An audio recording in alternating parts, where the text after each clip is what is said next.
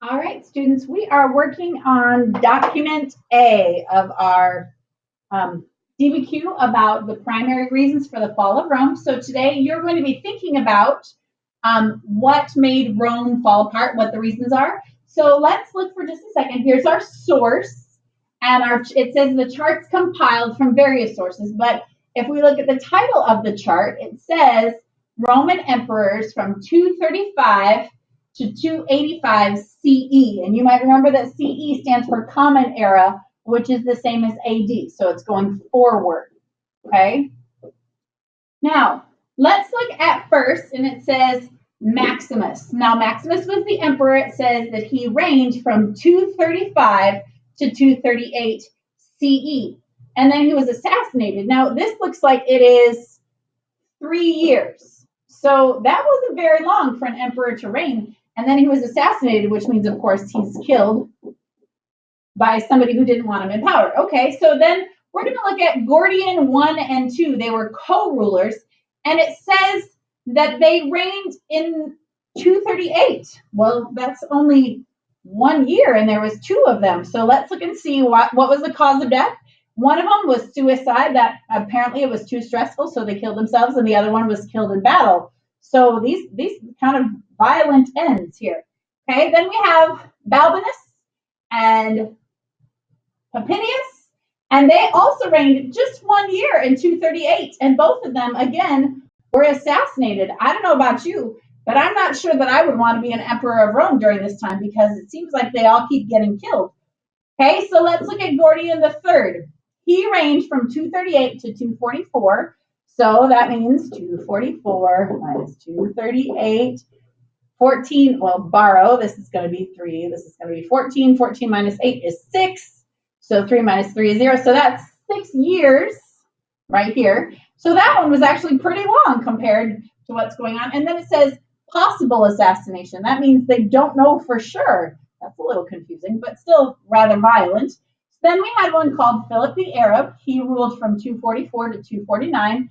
That was 5 years. So that, again, that's a little bit longer. And there again, he's killed. Oh my goodness, there's so many people dying. Then we had Decius, who was 249 to 51. That's only 2 years. And then he's killed in battle. Then we have Hostilian, 251. That's only 1 year. So that's just, or less than 1 year, maybe.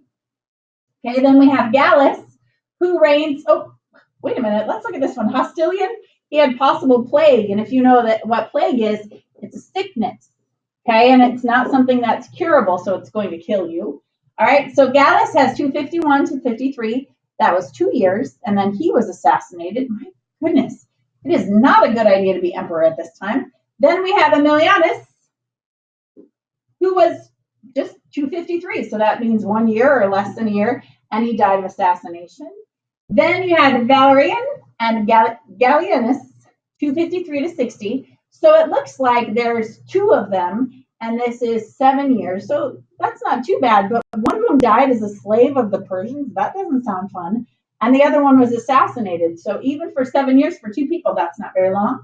Then we have Claudius Gothicus, 268 to 70. That's 2 years. Well, at least he died of the plague, which again is the sickness for sure. Rather than being assassinated, I think I would probably rather die of the plague than being assassinated. Then we have Quintilius, who is less than a year. It's a year or less. Assassination or suicide. I guess they couldn't figure out which one. Aurelian, who's 270 to 75. So that's 5 years. And assassination again. My goodness. Tacitus is 275 to 76. So that's 1 year. And it says possible assassination. So I'm guessing that just means they can't prove it, but they suspect that it probably happened. So maybe it was something poison or something that was undetectable. Florianus, we have over here 276, so a year or less, and then that's assassination. Probus was 276 to 282, so that's 6 years. And the assassination again. Carus is 282 to 83, so this is 1 year, and then assassination. Numerian is 1 year again, and it says possible assassination, which means they can't prove it.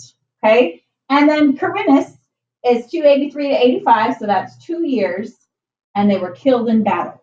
Okay, so looking at that, we're going to be noticing some patterns and trends here. I'm noticing that many of these emperors were killed before they were meant to die because they were simply assassinated. So keeping those things in mind, let's look at the questions.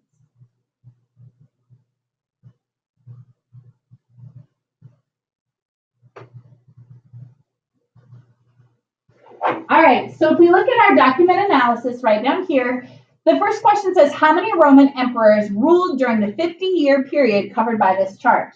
So we can put down blank emperors ruled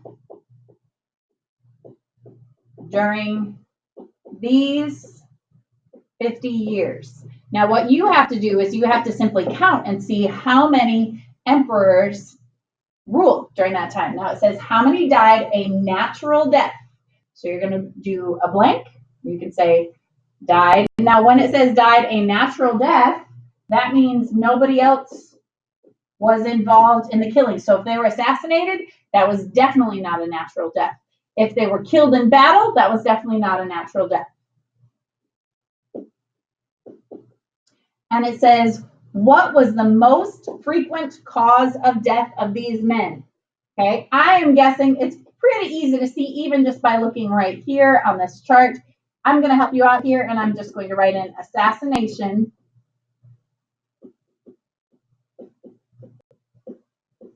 killed the most emperors.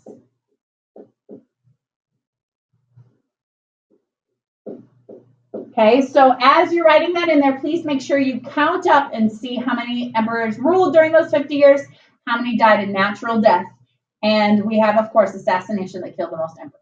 So number 2 says, what message might these frequent and violent changes in leadership have sent to people of the Roman Empire? Well, you have to think about this. So let's see, the message sent to the people when their emperors kept dying is, and then you get to fill that in. So think about it. If you are a member of an empire and your emperor is always dying and being assassinated, what would people start to think about these violent changes in leadership? Fill that in here. Okay. Now let's look at number 3. What message might these frequent and violent changes in leadership have sent to people living outside the Roman Empire? So we'll say these violent changes would send a message to outsiders that, and then you can fill that in. If you have somebody, Visigoth or a Hun or somebody outside the Roman Empire that's looking and watching at all these emperors being killed one after another after 2 years or 3 years or even 1 year, what would they think? Okay, then number 4 says, how does this document help explain the decline of the Roman Empire? So I'll say this explains the decline, and if you're having an author thought on you there, this means going down or downhill of the Roman Empire. This explains the decline of the empire because, okay, and you have to look at this and say, okay, well, how does this explain why the empire, especially the western part, fell after a certain period of time? How does this chart show us why Rome fell apart? Okay, now what I'm going to ask you to do next, as soon as you have finished those questions, is you are going to get out a highlighter. Okay, and when you get out a highlighter, I'm going to ask you to highlight anything that you see. We'll just make it green. You're highlight anything that you see. So we'll just make it green. We'll just call this as a highlighter.